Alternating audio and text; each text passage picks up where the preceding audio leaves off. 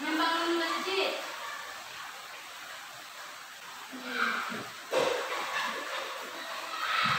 Dua, mempersaudarakan kaum muslimin.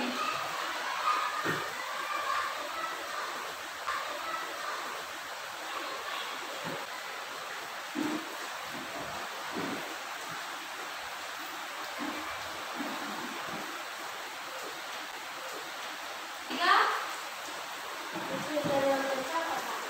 perjanjian dengan kaum Yahudi di Madinah.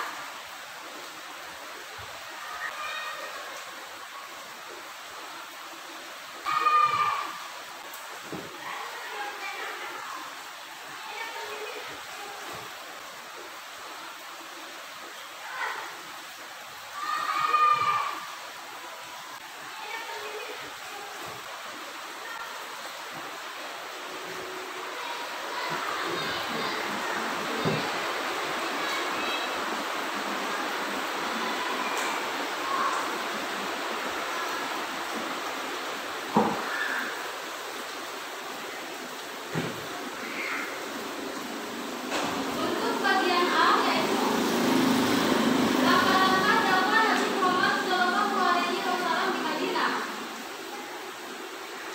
Nabi Muhammad SAW tiba di kota Madinah pada tahun 622 Masehi. Kehadiran Nabi Muhammad SAW dan umat Islam di kota Madinah menandai zaman baru bagi perjalanan dakwah Islam. Umat Islam di kota Madinah tidak lagi mendapatkan gangguan dari masyarakat Quraisy karena mereka dilindungi oleh kaum Madinah yang beragama Muslim. Dengan diterimanya Nabi Muhammad SAW dan umat Islam oleh masyarakat Madinah, maka Nabi Muhammad SAW memberikan gelar kepada kaum muslimin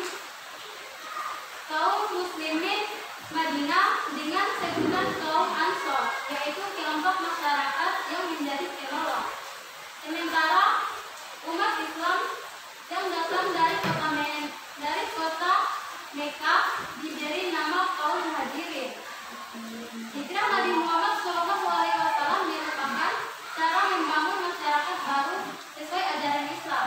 Selain perintah Allah Subhanahu wa Ta'ala, hijrah Nabi Muhammad SAW ke Madinah, mereka masyarakat Madinah, kabilah Aus dan Khazraj mengharapkan kedatangannya sesuai baik mereka di Aqadah 1 dan Aqadah 2. Aqadah yaitu perjanjian. Setelah datangnya Nabi Muhammad SAW di Madinah, Nabi Muhammad menentukan prioritas utama dalam rangka membangun masyarakat baru. Prioritas pertamanya yaitu membangun masjid. Prioritas pertama yang dilakukan Nabi Muhammad SAW setibanya di Madinah adalah membangun masjid. Masjid dibangun di atas tanah milik dua orang yatim piatu, yaitu Saud dan Sulaim. Tanah tersebut dibeli Nabi Muhammad SAW untuk membangun masjid dan untuk tempat tinggal. Masjid memiliki multifungsi, antara lain tempat melaksanakan ibadah sholat. Setiap muslim semestinya selalu terikat dengan masjid. Keberadaan masjid diharapkan keimanan dan ketakwaan setiap muslim akan senantiasa terjaga dan terpelihara. Selain itu, fungsi masjid sebagai pusat kegiatan pendidikan dan pengajaran agama Islam, tempat pengadilan sebagai perkara yang muncul di Madinah, masyarakat dan lain-lainnya.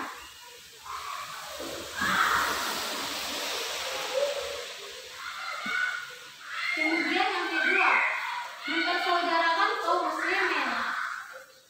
Langkah konkret yang dilakukan Nabi Muhammad SAW adalah mempersaudarakan kaum muslimin yang berasal dari Mekah, yaitu kaum Muhajirin, dan kaum muslimin di Madinah, yaitu kaum Ansor. Dengan persaudaraan tersebut, Nabi Muhammad SAW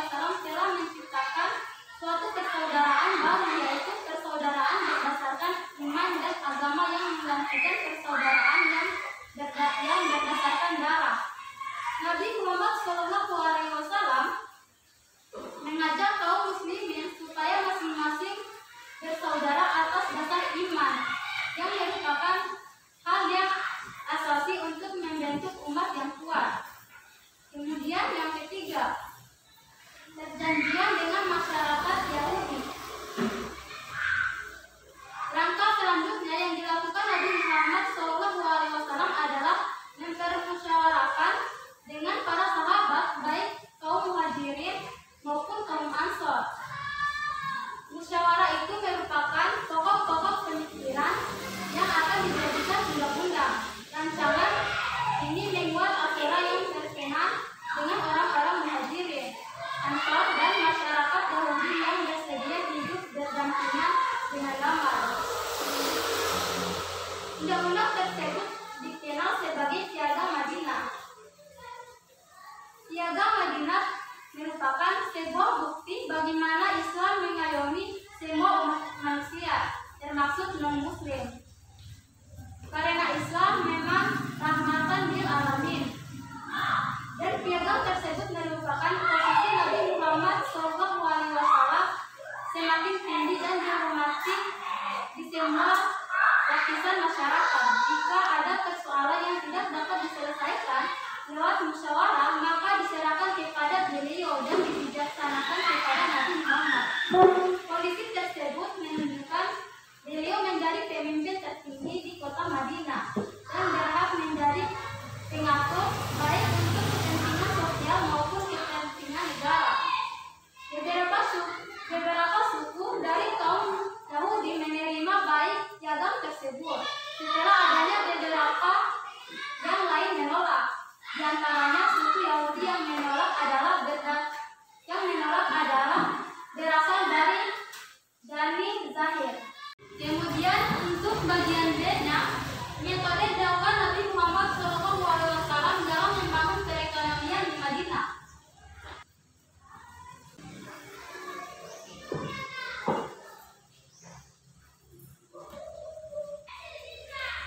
Dalam metode dakwah Nabi Muhammad SAW dalam membangun perekonomian di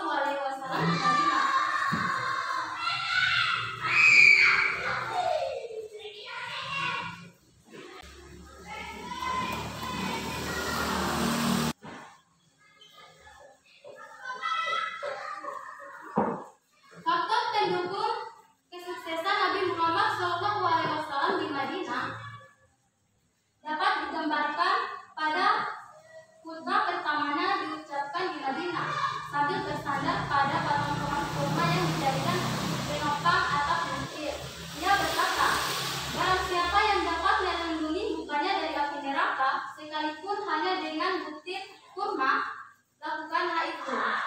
Kalau itu pun tidak ada, maka dengan kata-kata yang baik. Sebab dengan itu kebaikan itu dapat dibalas 10 kali lipat.